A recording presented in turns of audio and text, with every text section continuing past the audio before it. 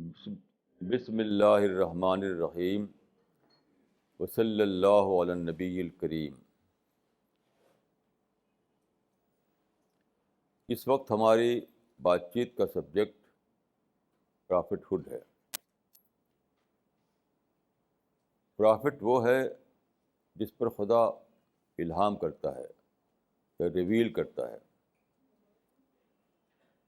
تو profit reveal person ہوتا ہے، یعنی خدا سے اس کو میسج ملتا ہے اور وہ خدا سے میسج لے کر انسان کو بتاتا ہے۔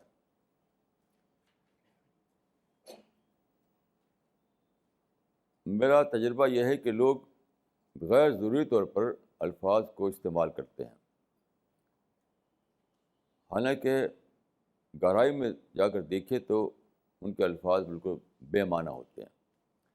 مثلاً انڈیا میں ایک رائٹر تھے، ان کا نام تھا عبد الرحمن بجنوری، ایک ویل نون رائٹر ہیں وہ، عبد الرحمن بجنوری۔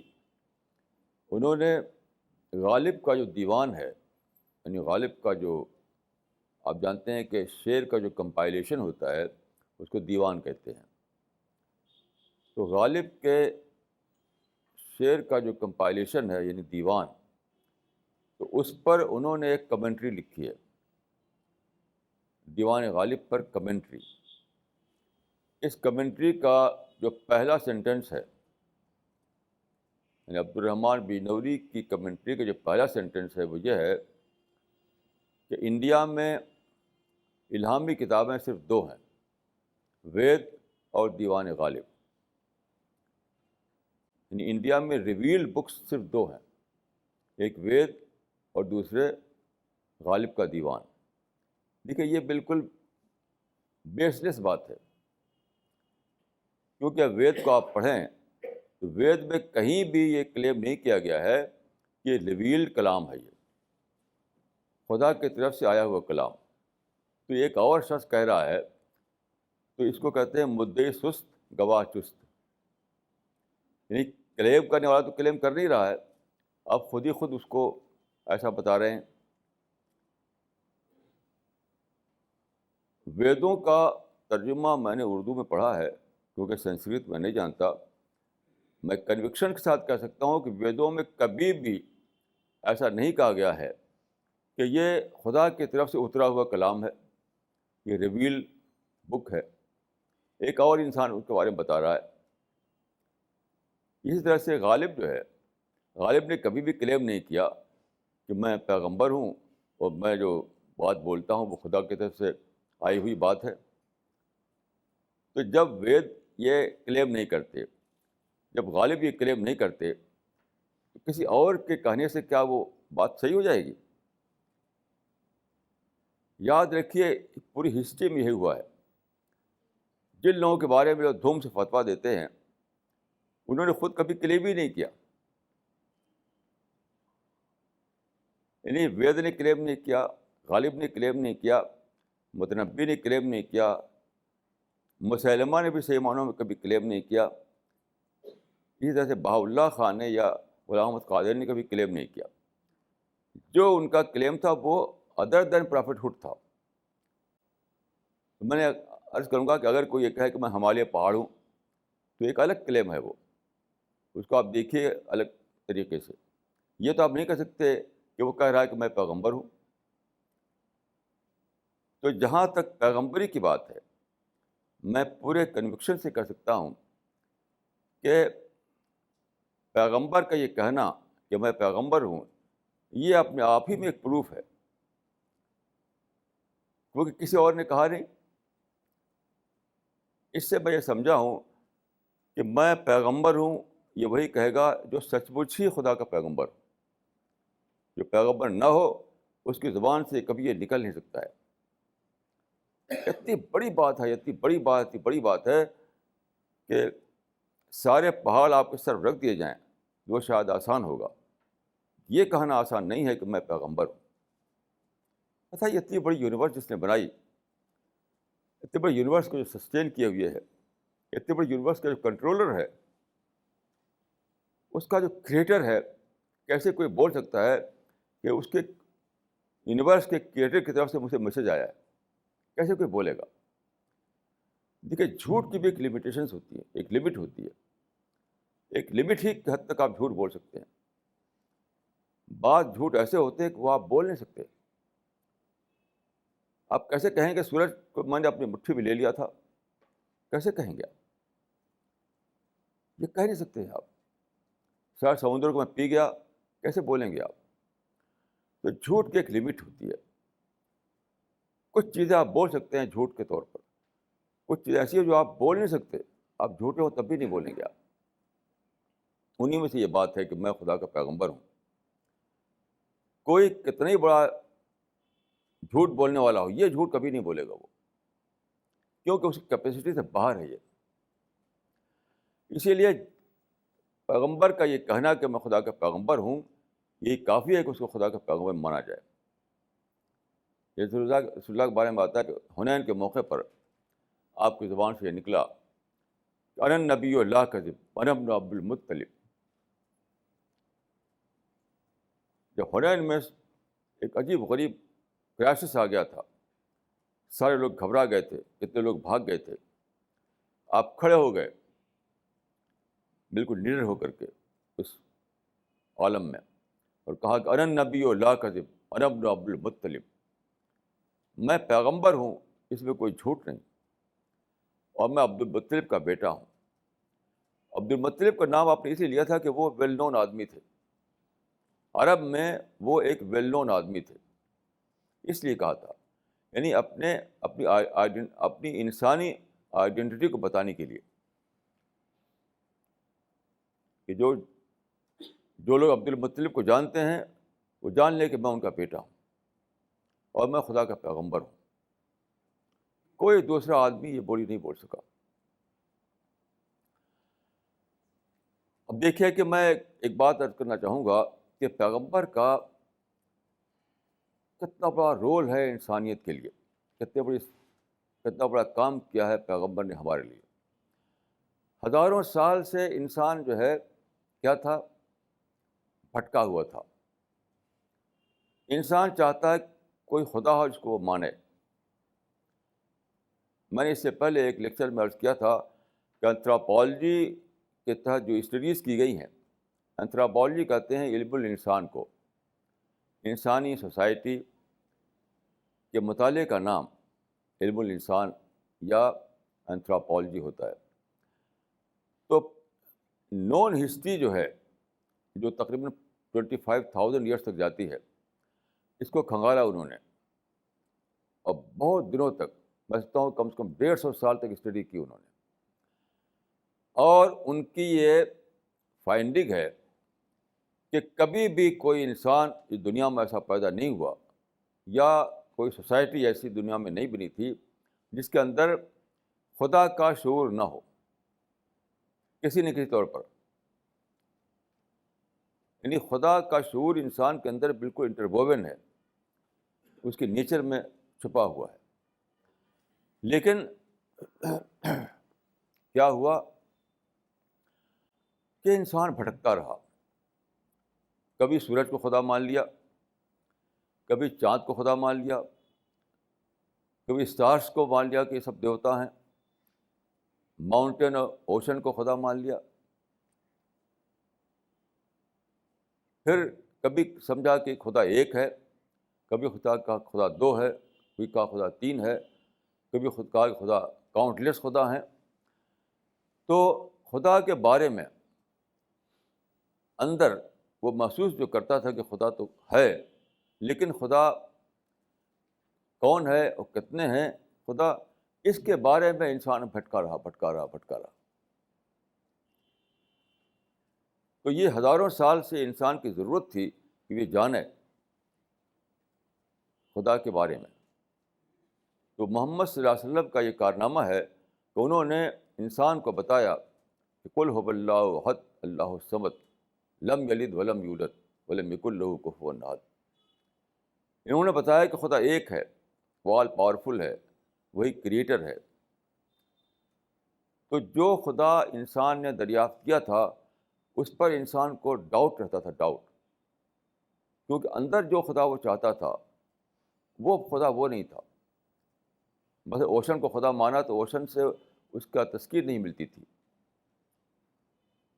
ماؤنٹین کو مانا تو ماؤنٹین سے تذکیر نہیں ملتی تھی. اسٹارس اور پلانٹ کو مانا تب بھی اس کو بھرپور تذکیر نہیں ملتی تھی. کیونکہ جو خدا کی کوالٹیز ہیں، جو ایٹریبیوٹس ہیں اس کے، وہ اس میں وہ پاتا نہیں تھا وہ. تو آپ نے خدا کا جو کانسیپٹ دیا وہ بہت ہی کلیئر کانسیپٹ تھا. کل ایک صاحب مجھ سے ملے تھے، انہوں نے بتایا کہ پوری پیورٹی کے ساتھ خدا کا کانسیپٹ دینا یہ محمد صلی اللہ علیہ وسلم نے کیا. بالکل صحیح بات تھی. یعنی کلیئر کانسیپٹ، پیور کانسیپٹ، وہ کانسیپٹ جو خدا جیسی ہستی پر اپلائی ہو سکے، ایسا کانسیپٹ صرف رسول اللہ نے دیا. تو آپ سوچئے کہ کتنا بڑا آپ کا کنٹریبیوشن ہے کہ جس کوشچن میں، جس سوال میں انسان ہزاروں سال سے بھٹکا ہوا تھا، ہزاروں سال سے اس کا جواب نہیں ملتا تھا، اور جواب نہ ملنے کی وجہ سے کیا کرتا تھا وہ کہ تلاش تو تھی اس کو کریٹر کی، اور پوچھتا تھا وہ کریچر کو. یعنی خالق کی تلاش اٹک گئی تھی مخلوق پر. یعنی کتنی بڑی محرومی تھی، یاد رکھیے کہ ڈھونڈ رہا تھا وہ خالق کو، پیدا کرنے والے کو، اور لگا پوجنے وہ مخلوق کو. پوری ہسٹری میں یہ ہوتا رہا ہے. پھر یہ مانتا رہا کہ خدا ایک ہے، خدا دو ہیں، خدا تین ہے، خدا 100 ہیں، خدا کروڑوں ہیں. بتائیے کہ خدا کروڑوں ہو سکتا ہے؟ کسی کنٹری میں 2 پرائم منسٹر ہوں تو وہاں کبھی سسٹم نہیں چلے گا، سسٹم ٹوٹ جائے گا. وہ ایک چھوٹا سا ادارہ ہو، چھوٹا انسٹیٹیوشن ہو، اس میں 2 اگر باس ہوں تو چلے گا نہیں. وہ اتنا بڑا یونیورس کیسے چل سکتا ہے؟ یعنی کئی خدا کانسیپٹ اپنے آپ میں، یعنی وہ ہے جو کہتے ہیں سیلف کنٹراڈکٹری.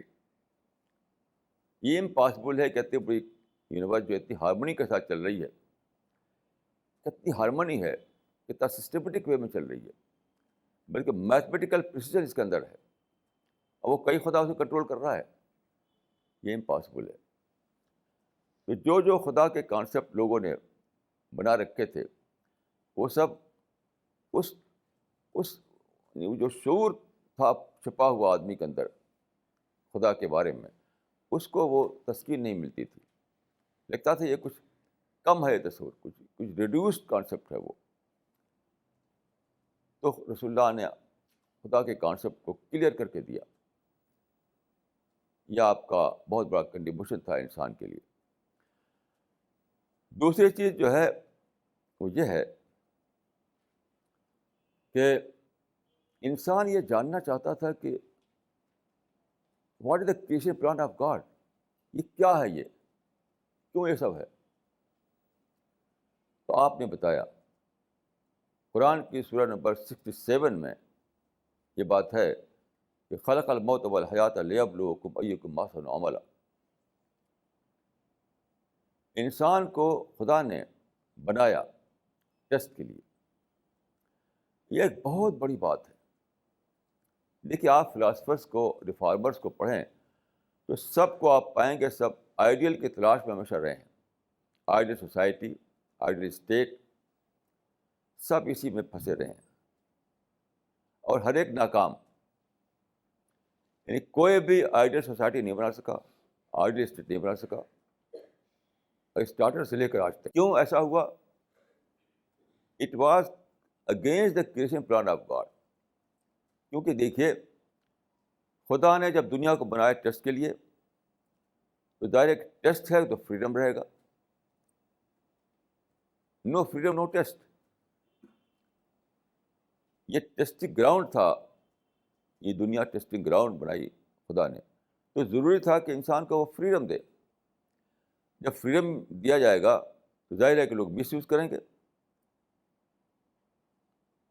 فریڈم کو مس یوز کریں گے.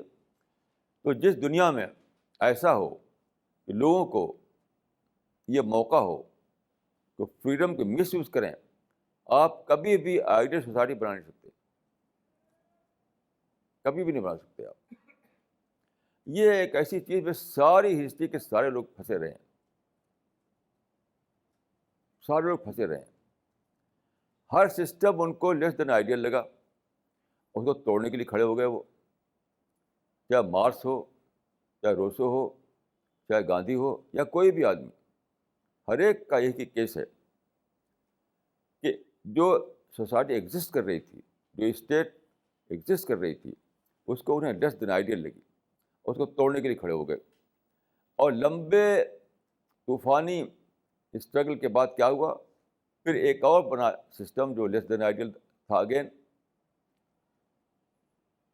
آپ کسی بھی ریفارمر کو پڑھیے. اسی لیے ایک تھنکر نے کہا ہے کہ دنیا میں کبھی ریولوشن نامی کوئی چیز پائی نہیں گئی. لوگ جو کہتے ہیں کہ ریولوشن، تو ریولوشن ہوا کہاں؟ کوئی بھی ریولوشن نہیں ہوا. نہ مارکس کا ریولوشن کبھی آیا دنیا میں جو چاہتے تھے وہ، نہ روسو کا آیا کبھی، نہ گاندھی کا، نہ کسی اور کا. کیونکہ یہ دنیا جب ایسی دنیا ہے جو ٹیسٹنگ گراؤنڈ ہے، لوگوں کو آزادی ملی ہوئی ہے، تو کیسے ممکن ہے کہ وہ آپ آئیڈیل سوسائٹی بنا سکیں، آئیڈیل سوسائٹی بنا سکیں؟ ایک آدمی کھڑا ہو کر گاندھی کو مار ڈالے گا. یعنی گاندھی اٹھے گا اور کوشش کر کے ایک دنیا بنانا چاہے گا، لیکن اس سے پہلے کہ دنیا بنے کوئی گن لے کر کھڑا ہوگا، گاندھی کو مار ڈالے گا. یہ ہر ایک کے ساتھ ہوا ہے. تو وہ یارڈ اسٹک ہی غلط تھا جس سے لوگ ناپتے رہے سوسائٹی کو. یارڈ اسٹک جو تھا لوگوں کا وہ تھا آئیڈیل، اور آئیڈیل پر پایا نہیں کسی نے اس کو. تو سارے لوگوں کو آپ دیکھیں، سارے ریفارمرس پھنسے رہے کس میں؟ توڑ پھوڑ میں، سسٹم کو توڑنے میں. رسول اللہ نے پہلی بار یہ بتایا کہ status quoism is the best policy. پہلی بار پوری ہسٹری میں کہ جو سسٹم ایگزسٹ کر رہا ہے اس کو توڑے بغیر اس میں ریفارم لاؤ. اس کو میں کیا کہتا ہوں کہ پازیٹیو اسٹیٹس کوئزم.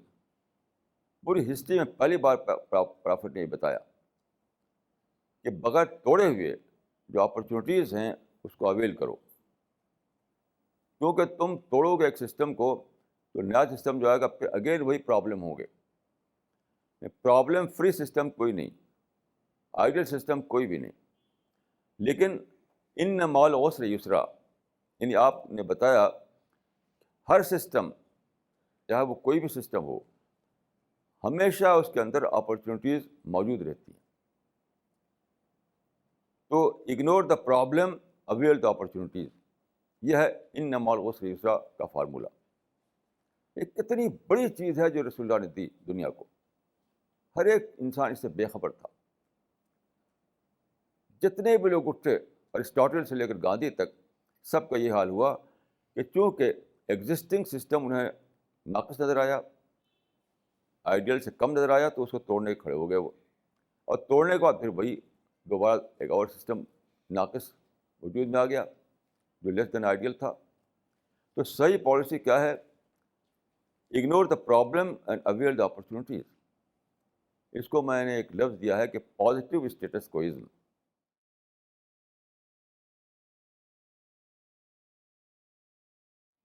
بسم اللہ الرحمن الرحیم، وصلی اللہ علی النبی الکریم.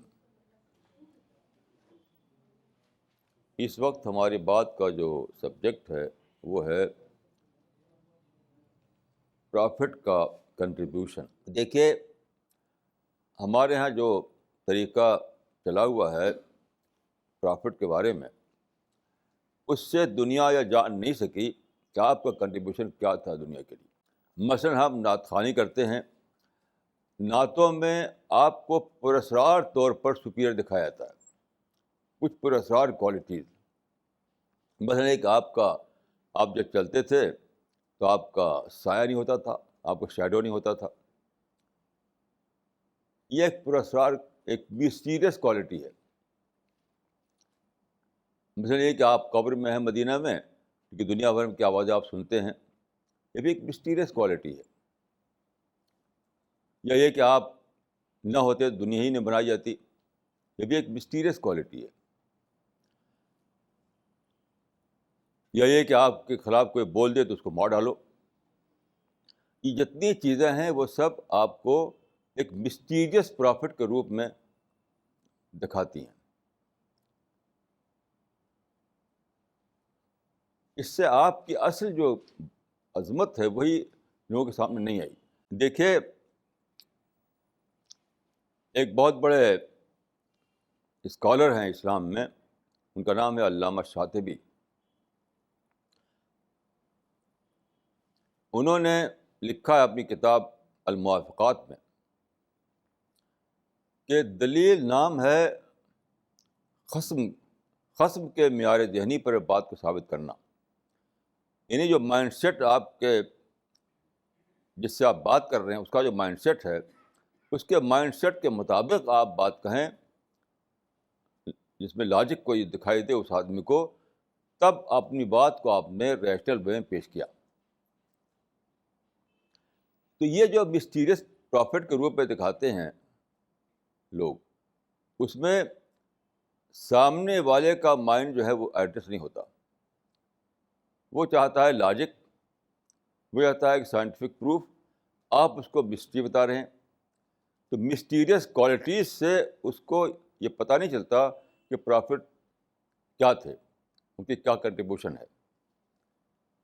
چنانچہ عام طور پر لوگ جانتے ہی نہیں کہ کوئی کنٹریبیوشن تھا پرافٹ کا. نعتوں کو سنتے ہیں اور ہمارے جلسوں میں جو ہوتا ہے وہ سنتے ہیں وہ، تو اس میں مسٹیریس باتیں بتائی جاتی ہیں. حالانکہ پرافٹ کا کنٹریبیوشن اتنا بڑا ہے کہ پوری ہسٹری میں کسی بھی دوسرے انسان کا اتنا بڑا کنٹریبیوشن نہیں. نون فریم ورک کے مطابق، مسٹیریس فریم ورک کے مطابق نہیں. کسی مسٹیریس فریم ورک میں آپ بتا دیں کہ وہ آسمان کو چھو دیتے تھے، ہاتھ اٹھاتے تھے تو، اور زمین میں چلتے پاؤں کے زمین میں تک پہنچ جاتے تھے. کوئی مسٹیریس آپ کوالٹی بتائیں، انسان اس سے کوئی کچھ بھی اس کو امپورٹنٹ نہیں دے گا. اس کا جو اپنا جو مائنڈ سیٹ ہے وہ ایڈریس ہونا چاہیے، تب سمجھے گا کہ ہاں پرافٹ کا کنٹریبیوشن تھا کوئی. تو میں نے اس پر کئی بکس لکھی ہیں. تو مثال کے طور پر دیکھیے، سارے ریفارمرس، سارے لیڈرس، سارے تھنکرس یہ چاہتے رہیں کہ دنیا میں پیس آئے، کیونکہ وداؤٹ پیس دیر از نو ڈیولپمنٹ. سب لوگ یہ مانتے ہیں کہ پیس سب سے بڑی چیز ہے. ایک پورا ڈسپلن ہے، اس کو کہتے ہیں پیسیفزم. پیسیفزم میں اسی کی اسٹڈی کی جاتی ہے. لیکن میں نے اس کو ڈیٹیل میں پڑھا ہے. پیسیفزم میں آج تک کوئی فارمولا جو ورک کر سکے، کوئی ورکیبل فارمولا پیس کا آج تک نہیں بتایا سکا. آج بھی پیسیفزم جو ہے ایک ڈسپلن ہے جس میں پیس کا چرچا تو کیا جاتا ہے، لیکن ایسا کوئی فارمولا وہ نہیں دے پائے آج تک. میں پورے کنوکشن سے کہہ سکتا ہوں کہ پیس، ہاؤ ٹو اسٹیبلش پیس، کوئی فارمولا اس کا نہیں ہے.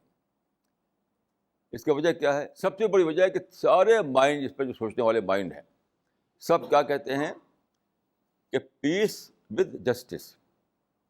وہ چاہتے ہیں کہ ایسا پیس ہو جس میں جسٹس ساتھ ساتھ آ جائے ہم کو.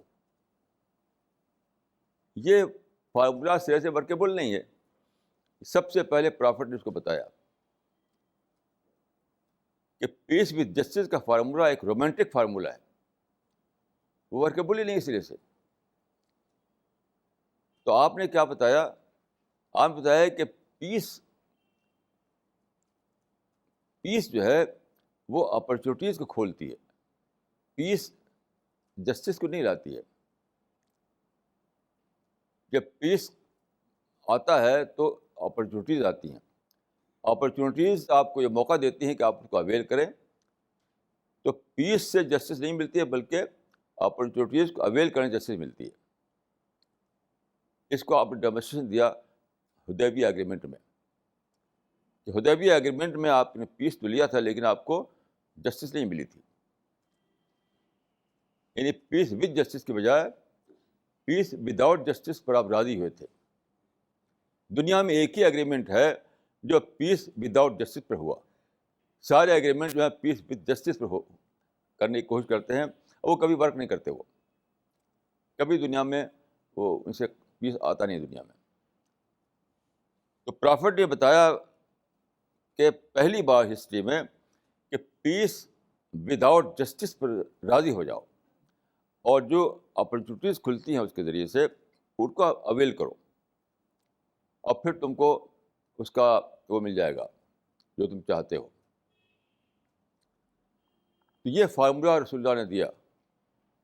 اور دوسری چیز جس سے بے خبر تھے لوگ وہ یہ ہے کہ کریشن پلان خدا کیا ہے وہ آپ نے بتایا. خلق الموت والحیات لیبلوکم ایکم احسن عملا. یہ قرآن کی چیپٹر نمبر 67 ہے.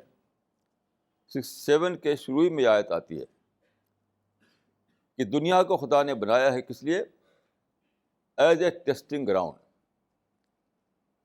یعنی اس کا مطلب یہ ہوا کہ دنیا میں آئیڈیل سوسائٹی بن نہیں سکتی، وہ بنے گی جنت میں. تو رسول اللہ نے زندگی کو بانٹا دو پیریڈ میں، پری ڈیتھ پیریڈ اور post death period. Pre death period میں کیا ہے؟ ہم ٹیسٹ پر ہیں. یہاں کے ریکارڈ پر، پری ڈیتھ پیریڈ میں جو ریکارڈ ہم بنائیں گے اس پر ہمیں آئیڈیل ورلڈ میں جگہ ملے گی جس کا نام ہے پیراڈائز. تو یہ پہلی بار اس طرح کلیئر طور پر رسول اللہ نے بتایا کہ پری ڈیتھ پیریڈ اس لیے ہے ہی نہیں کہ یہاں پر آئیڈیل سوسائٹی بنے، وہ تو بنے گی پیراڈائز میں.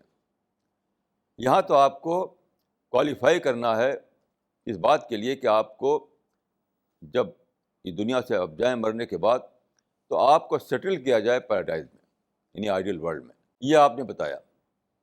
اس سے بہت سے پرابلم سالو ہوتے ہیں. مثال کے طور پر لوگ کہتے ہیں کہ سارے فلاسفرس اس میں پھنسے رہے ہیں اس سوال میں، جو کہتے ہیں وہ لوگ problem of evil, problem of suffering. کہ سفرنگ دنیا میں کیوں ہے؟ تو چاہتے ہیں کہ سفرنگ کو ختم کریں. یہ بہت بڑی فیلسی ہے جس میں ساری ہسٹری میں لوگ پڑے رہے. سفرنگ کو ختم کرو، سفرنگ کو ختم کرو. بھائی سفرنگ کو ختم کر کے خدا کا پاسبل ہی نہیں ہے. کیوں؟ خدا کے کریشن پلان میں سفرنگ جو ہے ایک مست چیز ہے بنی ہوئی. کیونکہ تجربہ یہ ہوتا ہے، آپ دیکھیے کہ جب تک آدمی پر شاک نہ لگے، جب تک آدمی پر غربت کا تجربہ نہ ہو، جب تک آدمی کو مصیبتوں کا تجربہ نہ ہو، جب تک اس کو پرابلم پیش نہ آئے، اس کی صلاحیتیں جاگتی نہیں.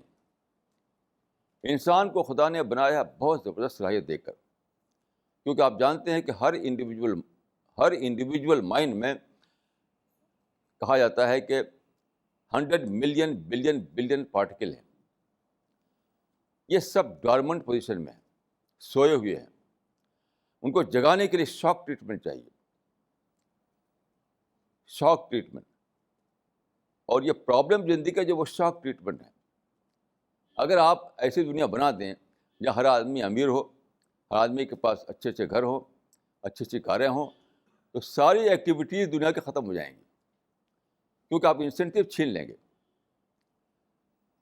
دیکھیے پرابلم جو ہے وہ چیلنج بنتے ہیں، اور چیلنج جب بنتے ہیں تبھی آدمی دوڑتا ہے. آپ ایک دنیا بنانا چاہتے ہیں جہاں پرابلم نہ ہو. یہ سارے ریفارمرز، سارے تھنکرز، سارے لیڈر اسی آبسیشن میں رہے ہیں. اسی آبسیشن میں مارکس تھا، اسی میں روسو تھا، اسی میں گاندھی تھے. ایک ایسی سوسائٹی بنانا جہاں پرابلم نہ ہو، جہاں ہیو ناٹس نہ ہو، جہاں غریب نہ ہو. یہ ایسا پلان ہے، ایک ایسی سوچ ہے جو خدا کے کریشن پلان سے ٹکراتی ہے. خدا نے بنایا لوگوں کو اونچا اور نیچا، ہیوز اور ہیو ناٹس، تاکہ لوگوں میں ٹکراؤ ہو. اچھا، اس کا مطلب یہ نہیں کہ جو ہیوز ہے وہ ہمیشہ ہیوز رہے، جو ہیو ناٹس ہے وہ ہمیشہ ہیو ناٹس رہے. ایسا نہیں ہے. آپ دیکھیے ہمارے دیش میں ڈاکٹر عبدالکلام جو پریزیڈنٹ آف انڈیا ہیں، وہ ہیو ناٹس تھے بچپن میں. نوجوانی عمر ان کی جو ہے اس میں وہ ہیو ناٹس کے کلاس سے تعلق رکھتے تھے، یعنی غریب. آج وہ ہیوز کے کلاس میں آ گئے ہیں. تو جو ہیو ناٹس ہیں ایسا مطلب نہیں ہے کہ وہ ہمیشہ ہیو ناٹ رہیں گے. وہ یہ کمپٹیشن ہے, یہ چیلنج ہے, یہ دوڑ ہے جس میں بار بار ہیو جو ہیں ہیو ناٹ بنتے ہیں, ہیو ناٹس ہیوز بنتے ہیں. اسی کمپٹیشن پر دنیا قائم ہے. تو خدا نے فرق رکھا ہے, یہ قرآن میں ہے کہ فرق رکھا ہے ہم نے ایک انسان اور دوسرے انسان کے درمیان. یہ فرق کس لیے ہے؟ اسی لیے ہے کمپٹیشن ہو, چیلنج ہو, انسینٹیو لوگوں کے اندر پیدا ہو. یہ نہ ہو تو زندگی کی سرگرمیاں ختم ہو جائیں گی. تو جو لوگ اس طرح سوچتے ہیں کہ دنیا میں سب لوگ امیر ہی امیر ہو جائیں, سب کو سکھ ہو جائے, وہ کبھی بھی کامیاب نہیں ہو سکے. ہزاروں سال کی ہسٹری بتاتی ہے کہ بہت سے لوگوں نے یہ سوچا, ایسی سوسائٹی بنائے, وہ بنا نہیں سکے کبھی, کیونکہ وہ خدا کے کریشن پلان کے خلاف تھی. مثال کے طور پر خدا پیدا کرتا ہے, کسی کے مسلس مضبوط ہوتے ہیں, کسی کمزور ہوتے ہیں, کوئی زیادہ انٹیلیجنٹ ہوتا ہے, کوئی کم انٹیلیجنٹ ہوتا ہے. تو آپ کیا کریں گے؟ جب اس کو جنم سے لوگوں کے اندر کوالٹی میں فرق ہو, صلاحیتوں میں فرق ہو, تو آپ کیسے برابر کر دیں گے لوگوں کو؟ دو سگے بھائی ہوتے ہیں, ایک گھر میں پیدا ہوتے ہیں, ایک جو ہے انٹیلیجنٹ ہوتا ہے, ایک جو ہے ایوریج ہوتا ہے. ایوریج پیچھے رہ جاتا ہے, وہ آگے بڑھ جاتا ہے, حالانکہ دونوں ایک باپ کے بیٹے ہوتے ہیں. تو یہ تو خدا ہی کی اسکیم کے خلاف ہے. اس لیے میں یہ کہا کرتا ہوں لوگوں سے کہ آپ ایکول, یعنی ایسی سوسائٹی جہاں سارے لوگ ایکول ہوں. ایکولیٹی ایک بہت خوبصورت ورڈ ہے جس سے آبسیشن رہا لوگوں کو, یعنی political equality, economic equality, social equality. سارے تھنکر اس طرح سوچتے رہے, اور کبھی بھی ایسی سوسائٹی بنی نہیں. کیوں؟ وہ کریشن پلان آف گاڈ کے خلاف تھی. یاد رکھیے, خدا کا جو کریشن پلان ہے وہ ہے بیس کرتا ہے کمپٹیشن پر. یہ پرافٹ نے بتایا. میں سمجھتا ہوں کہ سب سے ہسٹری میں پہلی بار اس نقطے کو واضح کیا پرافٹ نے, اس سے پہلے کوئی جان نہیں سکا تھا. اسی لیے آپ نے یہ نہیں کوشش کی جس کی کوشش دوسرے ریفارمر کرتے رہے ہیں, بلکہ لوگوں کو شعور دیا, لوگوں کو سمجھ دی, لوگوں کو ایجوکیٹ کیا. ساری کوشش آپ کی رہی تزکیہ پر. تزکیہ کا مطلب ہوتا ہے مائنڈ کی ری انجینئرنگ, ذہن کو بنانا, سوچ لانا آدمی کے اندر. سب سے زیادہ اسلام میں زور دیا گیا تھنکنگ پر, تھنکنگ پر. اور میں سمجھتا ہوں کہ یہ اتنا بڑا دین ہے, اتنا بڑا کنٹریبیوشن ہے رسول اللہ کا, کہ پہلی بار انسان یہ جان سکا کہ یعنی پہلی بار یہ جان سکا انسان کہ صحیح اسکیم کیا ہے زندگی کے سدھار کی. صحیح معنی ورکیبل اسکیم, ایسی اسکیم جو ورک کرے, وہ کون سی ہے؟ وہ پرافٹ نے بتایا. یہ میں نے اپنی کتابوں میں تفصیل سے یہ بات لکھی ہے. اگر آپ کی ڈیٹیل چاہتے ہیں تو آپ میری کتابوں میں پڑھ سکتے ہیں. اقول قولی ھذا واستغفر اللہ لی ولکم اجمعین.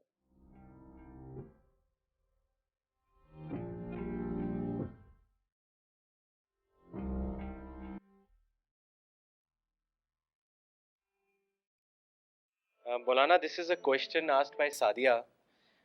She asks you, what is Khuda ka shoor? شعور کا مطلب ہے کانشیسنیس, کانشیسنیس آف گاڈ. دیکھیے, ایک کانسیپٹ دوسرا ہے کہ ہم پارٹ آف گاڈ ہیں, خدا کا انش ہیں. یہ اسلام میں نہیں ہے.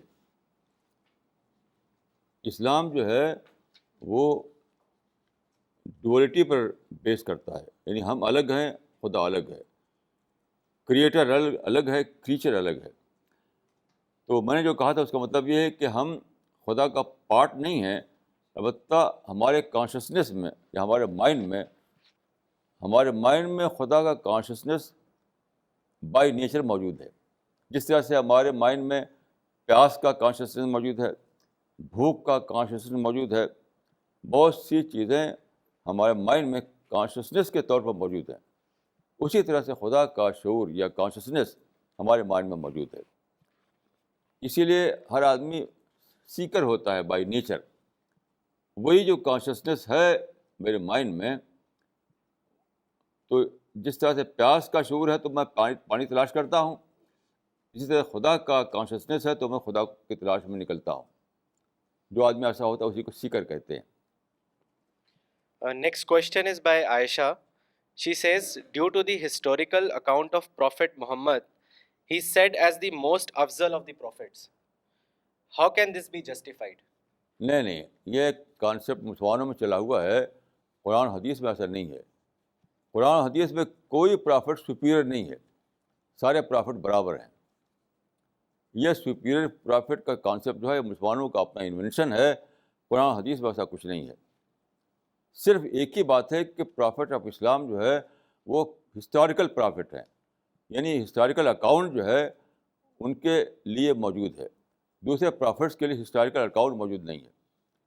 باقی سپیریٹی کانسیپٹ جو ہے وہ لائن ہے، وہ ایلین ہے قرآن و حدیث میں.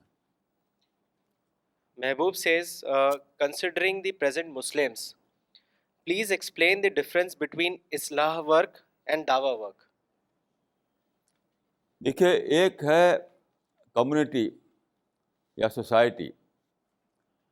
تو کچھ لوگ سوسائٹی کو لے کر کے کام کرتے ہیں، جیسے کہ مدر ٹریسا تھی، یا مسلمانوں میں ایسے لوگ ہوتے ہیں جو کمیونٹی ورک کرتے ہیں. تو مسلمان ایز اے کمیونٹی دنیا میں موجود ہیں 1 بلین سے زیادہ. ان کے بہت سے پرابلم ہوتے ہیں، سوشل پرابلم، اکنامک پرابلم وغیرہ. اس پرابلم کو لے کر جو کام کیا جاتا ہے اس کا نام ہے سوشل ورک یا کمیونٹی ورک. اپنی جگہ پر ایک اچھا کام ہو سکتا ہے، لیکن یہ پرافٹ کا کام نہیں ہوتا. پرافٹ نے کبھی ویسا کام نہیں کیا، بلکہ رسول اللہ جب وہاں آئے تو مکہ مدینہ دونوں جگہ سے پرابلم تھے.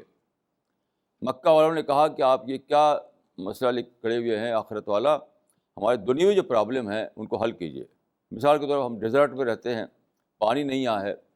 ہمارے پڑوس میں جو کنٹریز ہیں عراق اور شام، وہاں ریورس ہیں، وہاں پانی ہے، تو وہ خوب ان کے ہاں اچھے ایگریکلچر ہے، ہارٹیکلچر ہے. ہمارے ہاں یہ سب نہیں ہے. تو ہماری جو آبپاشی کا پرابلم ہے، یعنی اریگیشن کا پرابلم کو سالو کیجیے، اس کے لیے کچھ اسکیم بنائیے. تو آپ نے کہا کہ نہیں، میں اس کے لیے نہیں بھیجا گیا ہوں.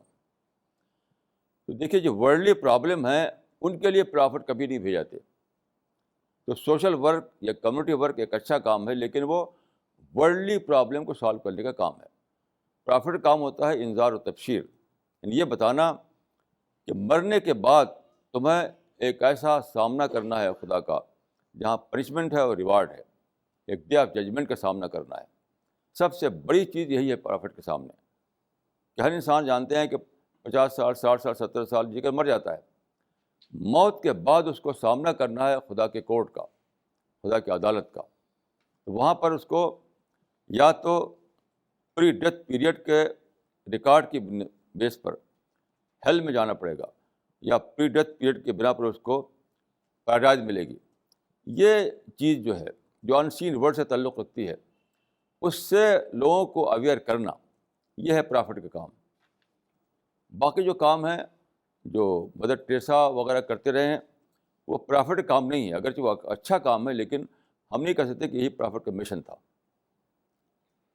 Next question is by Shalini.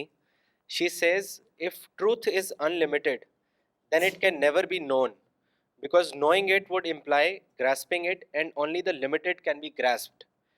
Thus, truth, if unlimited, can never be known by anybody, even Prophet himself. دیکھیے، ٹروتھ انلمیٹیڈ نہیں ہے، گاڈ انلمیٹیڈ ہے. دونوں میں فرق کیجیے. جو لوگ گاڈ کو نہیں مانتے اور صرف ٹروتھ کو مانتے ہیں، تو میں اس سے سہمت نہیں ہوں. وہ تو سمجھتے ہیں کہ ٹروتھ جو ہے ایک کاسمک ریز جیسے ہے، اسی طرح ٹروتھ کوئی چیز ہے نہیں. میں گاڈ کو ایز اے کریٹر مانتا ہوں، اور گاڈ کی طرف سے جو سچائی دی جاتی ہے وہ ہے. تو سچائی جو ہے وہ انلمیٹیڈ نہیں ہے اس سینس میں کہ ہم جان نہ سکیں اس کو کبھی. مثلاً سچ بولو، اس میں کیا سب کچھ آ گیا؟ کوئی چیز رہ نہیں کی. آنیسٹ بن کر رہو، اس میں سب کچھ آ گیا، اس میں کچھ رہ نہیں کی کوئی بات. تو ٹروتھ انلمیٹیڈ نہیں ہے، گاڈ ضرور انلمیٹیڈ ہے. اگر گاڈ تو دونوں میں فرق اگر آپ کریں تو اس بات کا جواب آسانی سے جان سکتے ہیں. Next question is from Shakilur Rahman. He says, according to you, Prophet Muhammad is the real prophet, how should we begin to get guidance out of his life? Please tell us the right source. دیکھیے real کا word نہیں use کیا میں نے یہ کہا تھا کہ جو سچ مچ پرافٹ ہوگا وہی کہے گا کہ میں پرافٹ ہوں. پرافٹ جو نہ ہو وہ وہی نہیں بول سکتا. یہ پوری ہسٹری یہی بتاتی ہے. باقی سورس کے لیے آپ سب سے پہلے قرآن کو پڑھیں گے, قرآن کے بعد جو حدیث بکس ہیں اس کو پڑھیں گے, پرافٹ کی لائف کو پڑھیں گے, اس سے آپ جان لیں گے کہ پرافٹ کا میسج کیا تھا. یہی 3 سورس مانے جاتے ہیں, قرآن اور آپ کی لائف اور حدیث. یہی صحیح معنوں میں سورس ہیں. تو جس کو دلچسپی ہو وہ ان کو پڑھ سکتا ہے. Nagma asks, what do we have to do to qualify for paradise? اس کے بارے میں یہی کہوں گا کہ جہاں تک میں نے سمجھا ہے قرآن میں ہے کہ صرف متقی انسان پیراڈائز میں جائے گا, یعنی پیوریفائڈ سول, اپنی سول کو پیوریفائی کرنا. اس پر آپ غور کیجیے تو معلوم ہوگا کہ انسان پیدا کیا جاتا ہے, اس کے اندر بہت سے نگیٹو تھاٹ ہوتے ہیں. مثلا لسٹ ہے, اور آرگنس ہے, ایگوئزم ہے, اور ڈس آنیسٹی ہے. اس طرح کی بہت سی چیزیں ہیں انسان کے اندر. اینگر ہے. تو انسان کو بنایا ہے خدا نے ان سب چیزوں کے ساتھ, یعنی یہ بھی بائی برتھ آدمی کا رکھ دی گئی ہیں. اسی کا ٹیسٹ ہے کہ جب یہ چیزیں آپ کو غلط راستے کی طرف لے جائیں تو آپ ایک کنٹرول کریں. غصہ آ جائے تو غصے کو مینیج کریں, لالچ آئے تو لالچ کو مینیج کریں. جتنے بھی نگیٹو تھاٹس ہیں ان کو مینیج کرنا ہے. آپ کل نہیں کر سکتے ان کو, وہ ختم نہیں کر سکتے آپ ان کو, لیکن مینیج کر سکتے ہیں. تو جو آدمی سکسیزفلی اپنے نگیٹو تھاٹس کو مینیج کر سکے, اور اس لیے کہ اس کو خدا کا ڈر ہو اور اس کو پیراڈائز کا شوق ہو اس کے اندر, مطلب یہ انٹینشن ہو اس کی, یہ انٹینشن بھی ضروری ہے. یعنی خدا کے لیے, خدا والے انٹینشن کو لے کر کے اگر وہ اپنے نگیٹو تھاٹس کو مینیج کر سکے تو اسی کے لیے پیراڈائز ہے. Next question is from Bilal Ahmed. He says, Muslims believe in almost 1,25,000 prophets, even who are not historical figures. Do you think Lord Krishna, Lord Ram, Lord Buddha were also prophets? Maybe not historical prophets, but prophets, and not just realized souls. What should make us think that they were not the chosen prophets of Allah? Should we only base our belief in the historical and scientific facts and proofs? دیکھیے کچھ لوگ ایسا کہتے ہیں, لیکن یہ مدعے سست گواہ چست کی والی بات ہے. یہ جو کلیم انہوں نے خود نہیں کیا وہ ان پر ڈال رہے ہیں آپ. آپ جو بھی ہے بکس, جو دھارمک بکس ہیں ان کو آپ پڑھیے. کبھی بھی رام نے یہ نہیں کہا کہ میں پرافٹ ہوں, کبھی بھی کرشن نے یہ نہیں کہا کہ میں پرافٹ ہوں, کبھی بدھا نے کہا میں پرافٹ ہوں. تو دوسرے لوگ ان پہ یہ ٹائٹل دے رہے ہیں ان کو.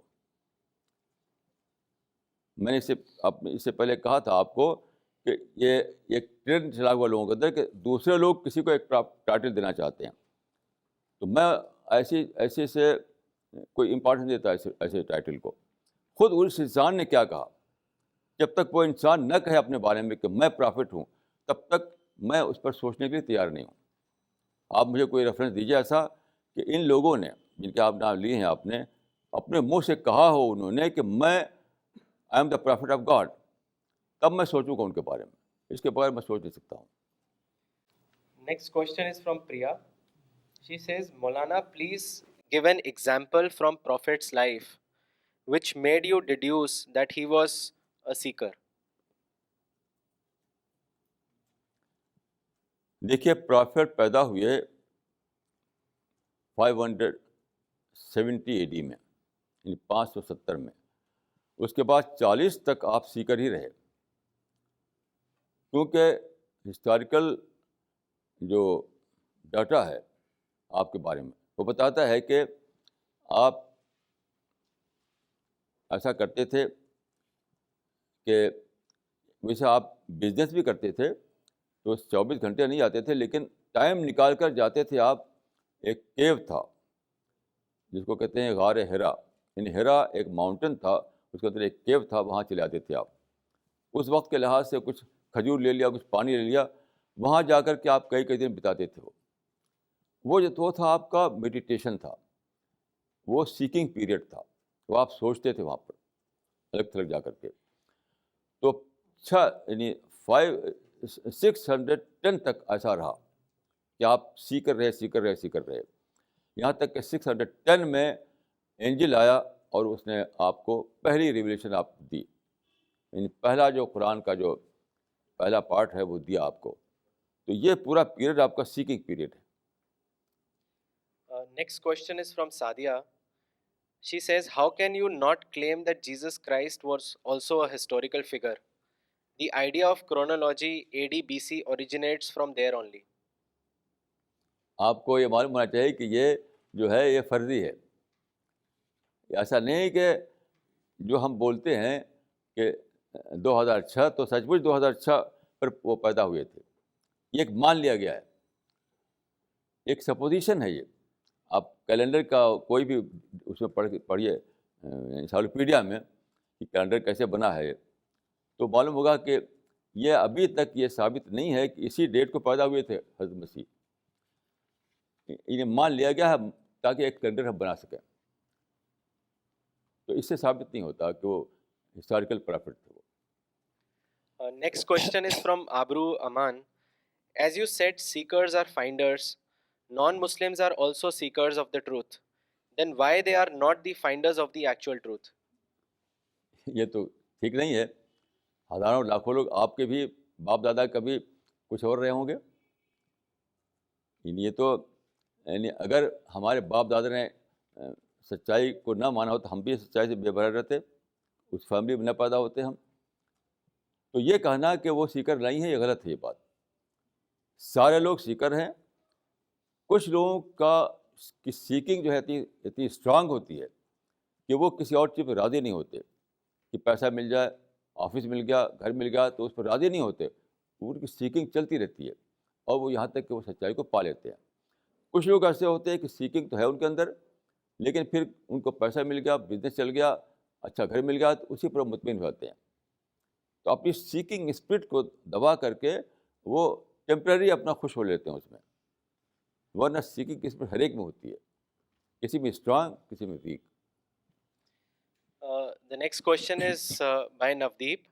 He says, when does your test start and what happens to the children who are born and live for few years and die before being educated? What is their test?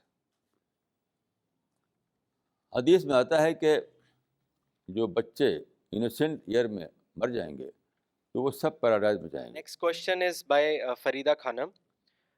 Are challenges only for the have-nots? How can they play their constructive role in society? ہاں یہ بڑا اچھا question ہے. دیکھیے میں نے یہاں تک سوچا ہے اس پر کہ میں بھی ہیوز میں پیدا ہوا. میرے خاندان کے لوگ ذمہ دار تھے، لینڈ لارڈ تھے، اور اس زمانے کے لحاظ سے بڑے لوگوں میں شمار ہوتا تھا. کیونکہ ہمارے گھر میں گھوڑا ہوتا تھا. سب سے پہلے کار وہاں آئی تھی ہمارے پورے ڈسٹرکٹ میں. تو ایک آئی تھی راجا کے لیے، ایک ہمارے یہاں آئی تھی. وہاں ایک تھے راجا ہرک چند. پورے ڈسٹرکٹ میں پہلی کار آئی تھی راجا ہرک چند کے یہاں، دوسری کار آئی تھی ہماری فیملی میں. تو میں انہیں لوگوں میں تھا جو ہیوز جنہوں کہتے ہیں آپ، لیکن میں سیکر بنا. تو میں یہ سمجھا ہوں اس بات سے کہ جو ہیو ناٹس ہیں ان کے اندر کمپلسیولی وہ سیکر بن جاتے ہیں. یعنی کمپلشن جو ہے ان کے چیلنج بن جاتا ہے، کمپلسیو چیلنج. جو ہیوز میں پیدا ہوتے ہیں ان کے لیے کمپلسیو چیلنج تو نہیں ہوتا ہے، لیکن اگر ان کا سوچ بہت بڑھا ہوا ہو، ان کے اندر بہت زیادہ سوچنے کا مادہ ہو، تو کیا ہوگا اس پر وہ ان کا کنٹینٹمنٹ نہیں ہوگا. جیسے میں تھا، مجھے گھوڑے میں اور کار میں اور گھر میں اور لینڈ میں اور پیسے میں کچھ دلچسپی نہیں تھی میرے، کچھ بھی نہیں. ہے یا نہیں، یہ دونوں برابر تھے میرے لیے. تو یہ جو تھا اس کی وجہ سے میں سیکر بن گیا. حالانکہ میری فیملی کے دوسرے لوگ سیکر نہیں بن سکے، اسی میں گم ہو گئے، اسی میں خوش ہو گئے. تو یہ اس پر یعنی اسی لیے ہیو زیادہ پیدا کیے جاتے ہیں، وہ ہیو ناٹ زیادہ پیدا کیے جاتے ہیں، کیونکہ وہ کمپلسو چیلنج کا کیس بنتا ہے ان کا. سارے کے سارے ہیوز اگر ہوں تو میں سمجھتا ہوں کہ پھر نہ چیلنج ہوگا، نہ سیکنگ ہوگی، کچھ بھی نہیں ہوگا. تو خدا کی بلیسنگ یہ ہے کہ سب کو ہیو نہیں بناتا وہ، کہ سب کو ہیو بنا دے. وہ قرآن میں آتا ہے کہ اگر سب کو لوگ دے دے خدا کو پیسہ اور ہر چیز، تو سب لوگ سرکش ہو جائیں گے اور کوئی خدا کو نہیں مانے گا. تو یہ بلیسنگ خدا کی ہے کہ لوگوں کو پرابلم دیتا ہے، پرابلم نہ ہو تو لوگ سرکش بن جائیں، خدا کو انکار کرنے والے بن جائیں. Next question is by Razia. Some people perceive the difference between haves and have not as permanent and take it to extremes. Is it the valid reason for people committing suicide? ہاں یہ صحیح ہے. یہ ہمارے reformers کی غلطی ہے. Reformers, سارے ریفارمر جتنے بھی ہیں ون ٹو آل، سب یہی کہتے رہے ہیں کہ سوسائٹی کو جیسے ایسی بولی بولتے ہیں جیسے پرماننٹلی دو میں بٹی ہوئی ہے. وہ سارے ریفارمرس میں نے پڑھ کر یہ کہہ سکتا ہوں میں کہ اس نقطے کو ریفارمرس پکڑا نہیں کہ آج کا ہیو ناٹس کل کا ہیو بن جاتا ہے. تو بیسیکلی جو تقسیم ہے وہ ہے یعنی پوٹینشیل ہیوز اور ایکچوئل ہیوز کے بیچ میں. ہیو ناٹس کو کوئی وجود نہیں ہے. مثلا ڈاکٹر عبدالکلام جو تھے اپنی نوجوانی کی عمر میں پوٹینشیل ہیوز تھے، آج وہ ایکچوئل ہیوز ہیں. اس نقطے کو کوئی ریفارم بتا نہیں سکا. کوئی بھی ریفارمر سے نہیں معلوم ہے جو یہ بتا سکے لوگوں کو کہ یہ جو ہے یہ جو ڈویژن ہے یہ ریلیٹیو ہے، یہ پرماننٹ نہیں ہے. جیسے میں جو ورڈ بول رہا ہوں کہ کچھ لوگ پوٹینشیل ہیوز ہیں، کچھ لوگ ایکچوئل ہیوز ہیں، یہ ورڈ ہسٹری میں کبھی بولا نہیں گیا. اگر بولا گیا تو مجھے بتائیے کسی کا نام. تو وہ لوگ جو بولنے والے لوگ ہیں، جو تھنکرس ہیں، جو فلاسفرس ہیں، جو لیڈرس ہیں، بول کر ان کو لوگوں کو فرسٹریشن میں ڈال دیتے ہیں. اگر مجھے لائق کوئی ایسا آدمی تو میں بار میں ایسے آدمی کو پایا ہے کہ ان کو میں نے ایک نئی زندگی دے دی. پوری زندگی میں ایسے لوگ میں نام بتا سکتا ہوں آپ کو کہ وہ فرسٹریشن میں تھے، مایوس تھے کہ ہمارے پاس تو کچھ بھی نہیں ہے، ہمارا تو یہ ہے، ہمارا تو وہ ہے. لیکن مجھ سے قریب ہوئے وہ، ان کے اندر میں ایک حوصلہ دیا. ہزاروں لوگ ایسے، ہزاروں لوگ. اور پھر وہ حوصلہ دیا، ان کو امید دی، ان کو ہوپ دیا. اس کے لیے میں نے 4 کتابیں لکھی ہیں: راز حیات، تعمیر حیات، کتاب زندگی اور رہنما حیات. ان کتابوں کو پڑھ کے ہزاروں لاکھوں لوگوں کو ہوپ ملی. پاکستان میں ایک صاحب ہیں جو گورنمنٹ سروس میں تھے، انہوں نے راز حیات پڑھی تو انہوں نے سروس چھوڑ دی. اب وہ بائسکل پر اپنی کتاب پر اسی کتاب کے بنڈل رکھتے ہیں اور سارے پاکستان گھوم کر لوگوں کو دیتے ہیں تاکہ لوگوں کو ناامیدی سے نکالیں.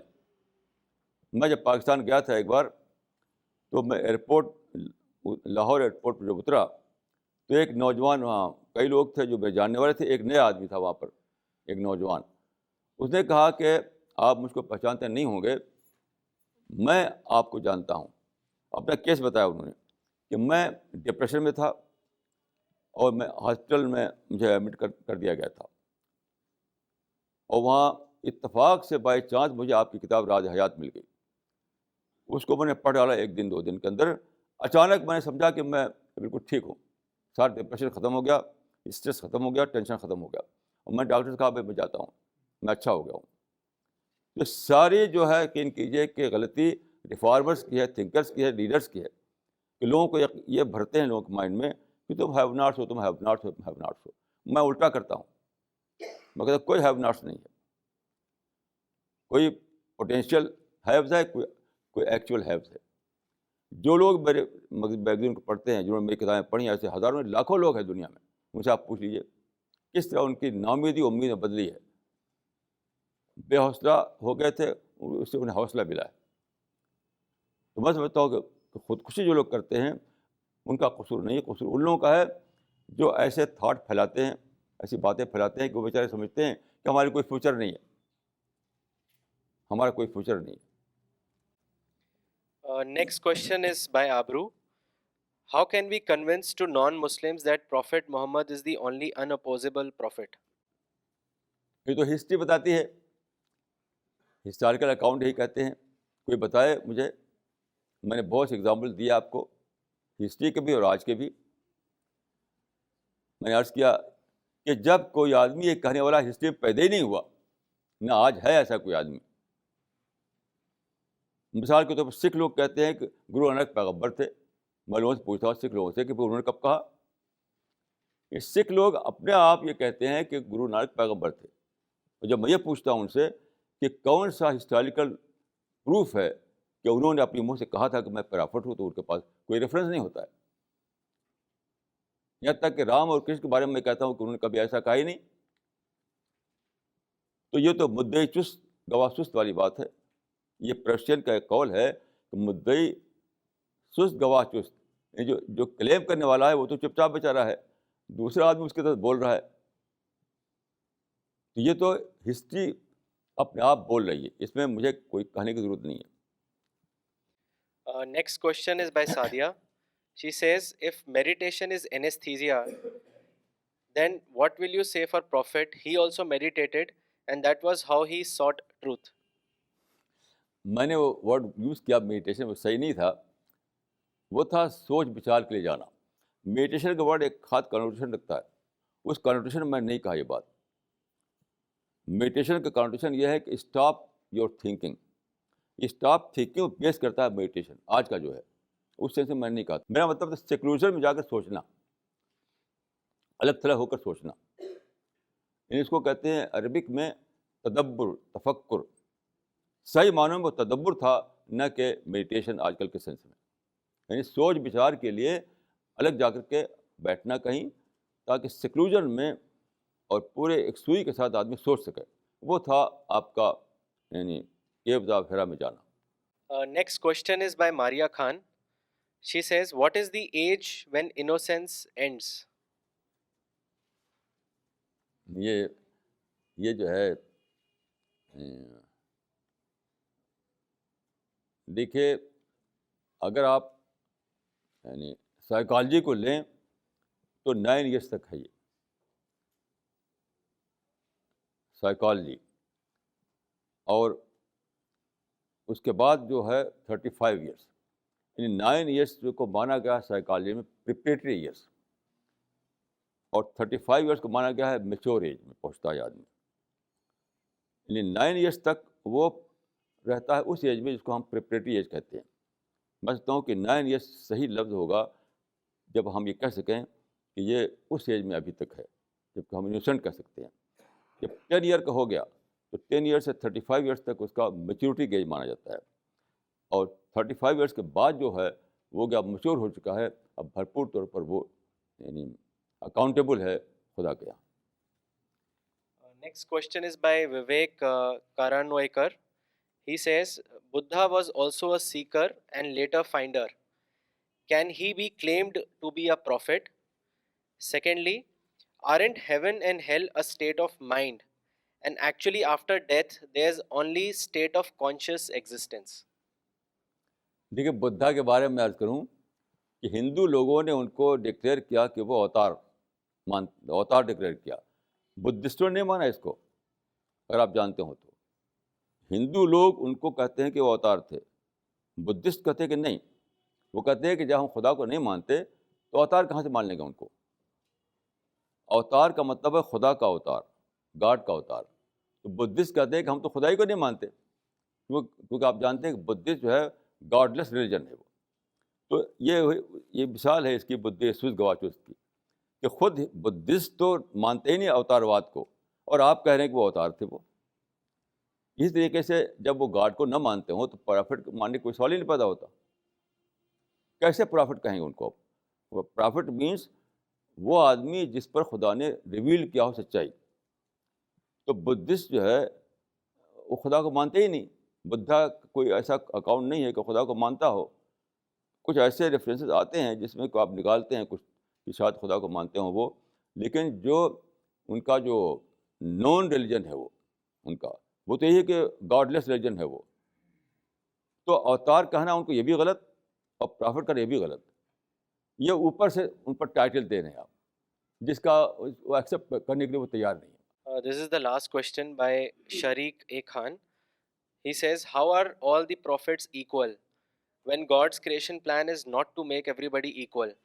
Does the God's creation plan apply to the prophet also? بھائی یہاں پر کنفیوژن ہے، یعنی فزیکل سینس میں لوگ ایکول نہیں ہیں، فزیکل سینس میں، لیکن جو ہم نے کہا کہ ایکول سب برابر تھے، اس سینس میں کہا کہ سب کو خدا سے ایک ہی گائیڈنس ملی، دو گائیڈنس نہیں ملی ہے. قرآن میں صاف صاف ہے کہ سارے پیغمبروں کو خدا نے ایک ہی گائیڈنس دی، وہی ٹیچنگ. اس سینس میں سب برابر تھے. فزیکل سینس میں کوئی لمبا ہوگا، کوئی چھوٹا ہوگا، کوئی وائٹ ہوگا، کوئی بلیک ہوگا، وہ ایک الگ چیز ہے. وہ ایک الگ چیز ہے. جیسے مثال کے طور پر رسول اللہ جو ہے ان کا رنگ صاف تھا. حضرت موسیٰ کے بارے میں آتا ہے کہ حدیث میں آتا ہے کہ وہ زٹ کی طرح سے، زٹ مطلب ہوتا ہے یہ جاٹ کی طرح تھے وہ. تو اس معنی کہ وہ وائٹ نہیں تھے وہ. تو رنگ کا فرق ہو سکتا ہے، فزیکل یعنی اعتبار سے چھوٹے بڑے ہو سکتے ہیں، وہ الگ چیز ہے. لیکن اس اعتبار سے سب برابر تھے کہ ایک ہی گائیڈنس خدا نے ہر ایک پیغمبر کو دی. اور یہ قرآن میں ثابت ہے. آپ سب سورہ شورہ پڑھ سکتے ہیں. سورہ شورہ میں ورس نمبر 13 کہ ہر پیغمبر کو ایک ہی گائیڈنس دی گئی.